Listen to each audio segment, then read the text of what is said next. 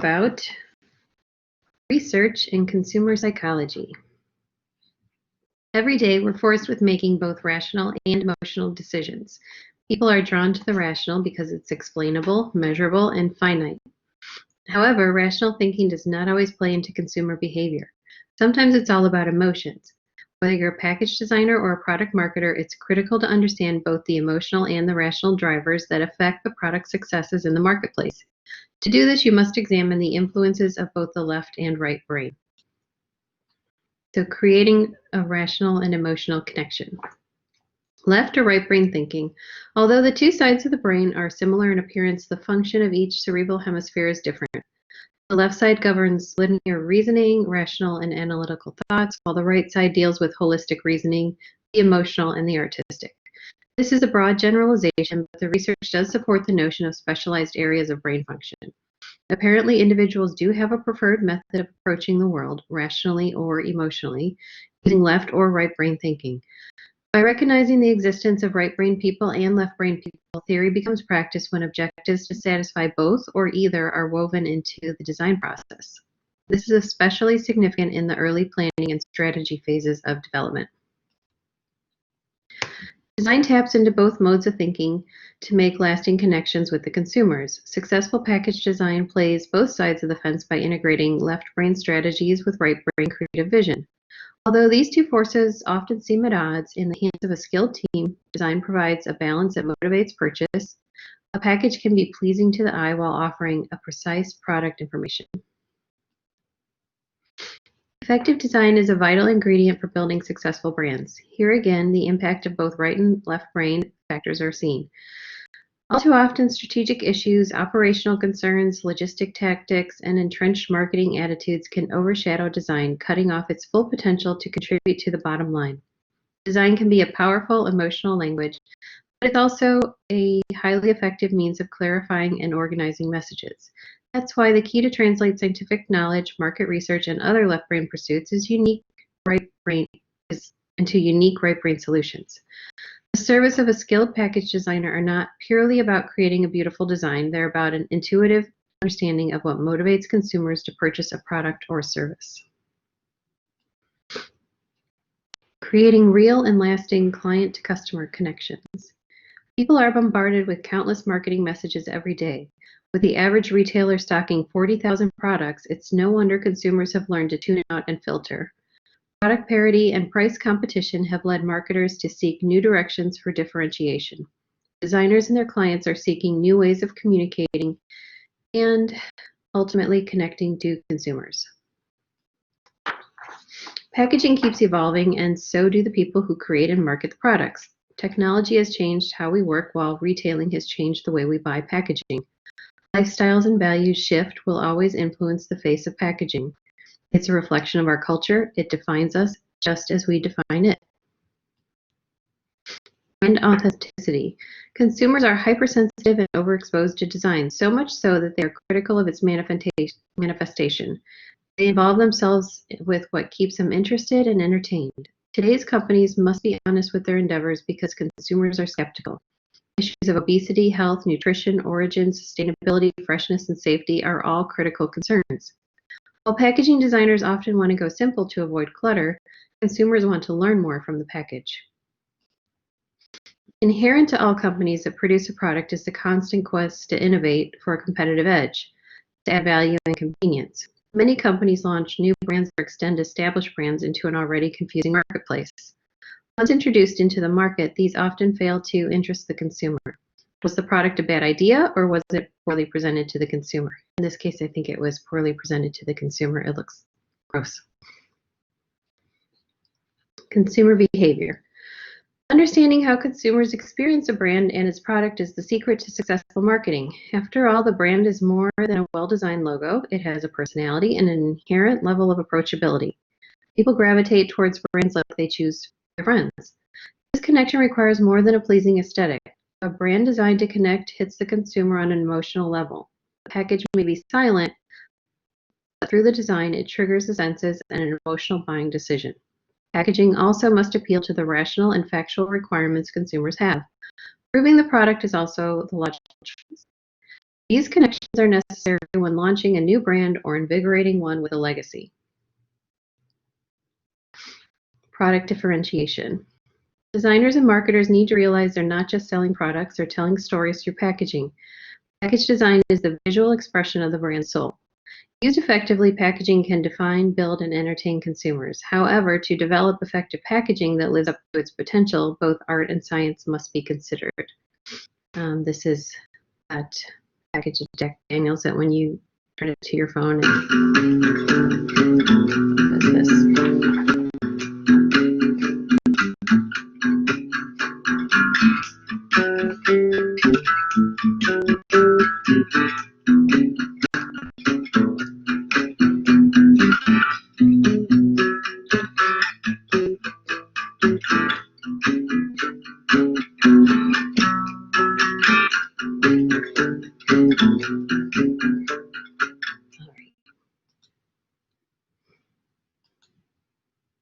Okay, working with big brands versus small brands. The fundamentals are the same whether working for a large brand or a small brand, but the complexity and risk associated with large brands can alter the design development process. Large brands have established equities and brand loyalties that represent a huge part of their income. More complexity. Understanding consumers' behavior and how a particular brand integrates into their life is key to designing or identifying graphic changes for a design revitalization, especially in a big brand. Once the proper evaluation and observations have been done, a strategy can be developed. Working under these analytical conditions is not for every designer. A different skill set and expertise are required when working on large brands. Specifically, designers need to have a deep knowledge of branding and its effect on consumers' buying habits. To serve a mega brand, a design firm needs a team of experts dedicated to evaluating trends and changes in the marketplace. These firms typically offer services outside of design, including strategic planning, market research, and brand analysis. As a result of the added complexity of large brand design programs, design firms typically charge higher fees. More flexibility. Conversely, small brands, if not owned by large companies, are much more adaptable, allowing them to reposition more quickly and with less risk. Design in these situations is used as a strategic tool. Small brands are more easily able to capture new trends in the marketplace. Also, innovations in structure and printing processes can be launched faster due to smaller volumes. Layers within these organizations are much flatter, resulting in faster approval processes, typically with few changes. The downside to working in a smaller brand is often more limited budgets and lower compensation for the designer. We see private label or store brands taking advantage of big brands' weaknesses through innovative design. Because of this phenomenon, we see consumers becoming more engaged with their new, fresh looks. The successful use of design as a point of differentiation is working to convince the big brands that design is indeed a valuable tool. Small brand issues. Small brands are nimble, able to make changes readily. Maybe an upstart in the category having the ability to shake things up. They have less risk because of less brand equity, and they have low volume manufacturing, means high unit cost per package. But big brands are often large multinational corporations and therefore move much more slowly. They may be the first in a product category, having considerable market share. They are high risk due to considerable brand equity, and they have a high volume manufacturing, which means low unit cost per package. So what's research's role with packaging? Research is both a help and a hindrance with the design process. When presented with the right kind of insights into a brand and its consumers up front, research speeds up the design process and infuses it with a deep relevance. Research used without intuition and expertise to validate a design can discourage innovation, as traditional methodologies often produce research that verifies known ideas. Designers need to understand the value and pitfalls of research to persuade their clients to implement tools that assist design. Built on knowledge. The consumer connection to a brand is the beginning and the ending point. It's the true impetus for design. To achieve a successful customer connection, designers must be part of the research process from the beginning. From a communication standpoint, the design firm is usually presented with a compiled summary of all the research information, observations, and data in a linear verbal format. Being removed from the research process itself leaves both the designers and the client with large interpretive gaps. The gap is the absence of a relationship. Successful brands are not built on knowledge that consumers behave in a certain way, but rather from understanding why these particular consumers behave the way they do. Studies of retail. The most successful strategic design teams physically step into a brand's market environment to enhance their comprehension of the product or service being offered. By speaking to a consumer and watching them shop, design teams gain important perceptions and emotional understanding that cannot be shown on a chart or quantified set of data. That process often results in designers producing breakthrough thinking for clients. The essential role of a strategic design team firm that specializes in branding and packaging is to provide an identity and personality for a brand. This vital service nurtures the brand-consumer relationships by connecting clients directly with their desired consumers. Research can help meet these goals. Once in the marketplace, sitting on the crowded retail shelf, a package acts like a silent salesman. Remember, the consumer is surrounded by all kinds of salesmen graphically shouting for their attention. The well-branded package speaks to its consumer with the feeling and personality that he or she is most comfortable with. Creating an understanding. The right kind of research provides knowledge about what exactly is relevant to the consumer. When marketers speak with a unified voice and integrated point of view, the designer gets a clear direction with respect to the problem at hand. Testing and acceptance studies done by focus groups don't always provide a look at the value of a design, particularly something new and exciting. It takes courage for a marketer to fly in the face of known research methods and approve bold new thinking, in spite of negative findings. More and more, however, that's what it takes to surprise and delight consumers at retail. How consumers absorb information. The research that is most useful in forming the package design process indicates what consumers think and feel about a brand. So targeting consumers. Most consumer insights are gained through a combination of sociology, psychology, anthropology, economics, and statistics. Targeting audiences is done using a variety of segmentation concepts. Information is observed as demographics, which are the quantifiable characteristics of consumers, the who, what, where, when, and why expressed in numbers, and the psychographics, which studies behavioral variables that indicate why people do what they do, personality type, buying patterns, goals, and aspirations. For any brand packaging to work, it must be tailored to the audience that will receive it. Defining a target audience is a means of striking a balance between mass marketing and customized individual messaging. Consumer decision making.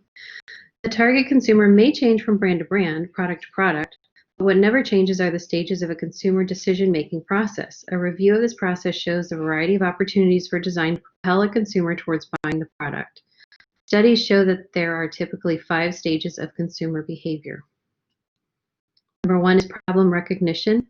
The consumer perceives a need, which triggers the idea of making a purchase. This can be activated by marketing and advertising messages. Then there's an information search. The consumer seeks value and looks at options for meeting the need. Past experience, brand affinity, referrals from friends and authorities, and salespeople are considered. Evaluation of the alternatives. The consumer assesses the value by adding the gathered information, personal criteria, and emotional and rational factors are at play. There's their purchase decision. The consumer decides to buy the product based on perceived value. He chooses the place to buy it based on price, availability, terms of sale, retail location, or past experience. He must also choose when to buy it. Alternatively, he simply decides not to buy it. And finally, 5, post-purchase behavior. The consumer finds the value in consuming or using the product, or the product does not address the original need and it went in the trash. If there's only one thing from this lecture I'd like you to remember, it's this. If you can motivate someone to pick up your product, purchasing conversions increase dramatically. While every product category is different, there's 2 major components that time and time again seem to influence behavior: typography and texture. Think back to Graphic Design 1 or your typography class when we learned how to make something appear expensive or cheap or humorous or even rebellious using only type. The same can be applied to packaging that either has its own tactility or leverages the distinct qualities that the product contains. It is for this exact reason that Kush balls have little more than some cardboard for brand messaging and rack merchandising. The texture begs you to touch it and pick it up. The package should reflect the needs of the end user.